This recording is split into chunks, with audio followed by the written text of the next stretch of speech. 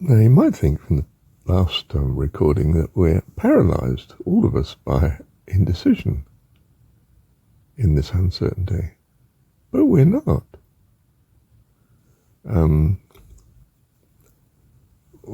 We start from some sort of apparent situation of being alive. Well, that's hopeful in itself, isn't it? I mean, far more hopeful than not being alive, but there's no thought and no hope at all.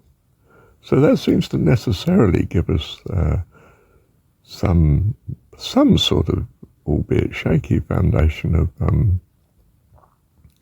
assurance or optimism or hope.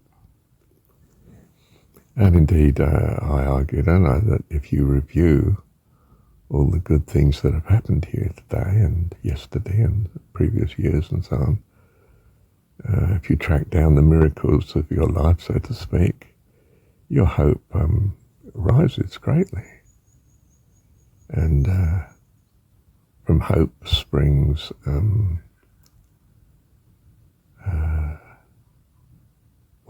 some comfort, some assurance.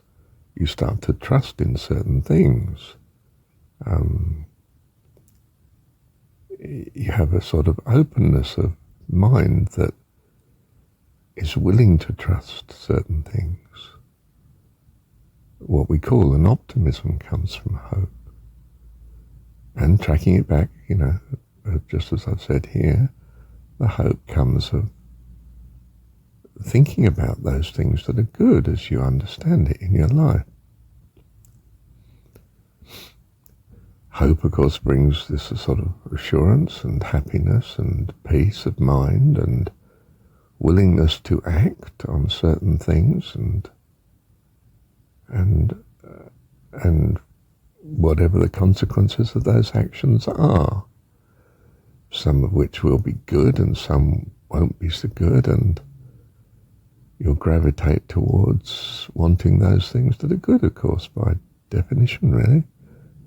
That's what your values are. And can I say, stepping back from it, looking at this process, this is what we mean by living. And assuming we're not suicidal, this is giving us a thirst for more living. We like living. If we don't, seriously don't, and start to get pessimistic instead of optimistic, well, it's sort of bad news, isn't it? It's not something we like at all, and we start to search around for something better. And the something better is, possibly, to change what our hopes are. How do we do that? Well, what we said. Looking at that which is good in your life seems to increase your hope. So that's what we do. It's straightforward, isn't it? Is it cast iron sure? Certain?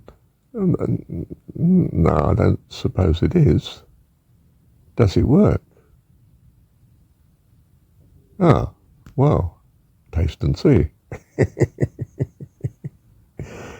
If you find it works, we won't need to prove it. If you find it doesn't work, we'll feel we're wasting our time trying to prove it, so we won't bother. We'll try something else, perhaps. Taste and see. Thank you, Dad. How amazing that we seem to be in a universe, a school, a classroom, whatever situation, in which we can choose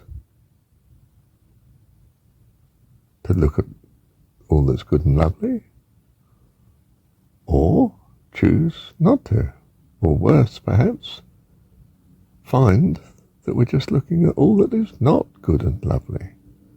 What's the consequence of that? Oh, I shudder to think. Not good. If I believe, everything's my enemy and the world's collapsing and every horror story and conspiracy theory is right. And do I grow in confidence, joy, faith and trust? No, I don't. It doesn't seem to be the way to go. So I don't.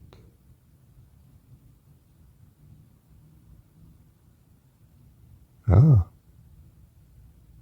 Thank you, Dad.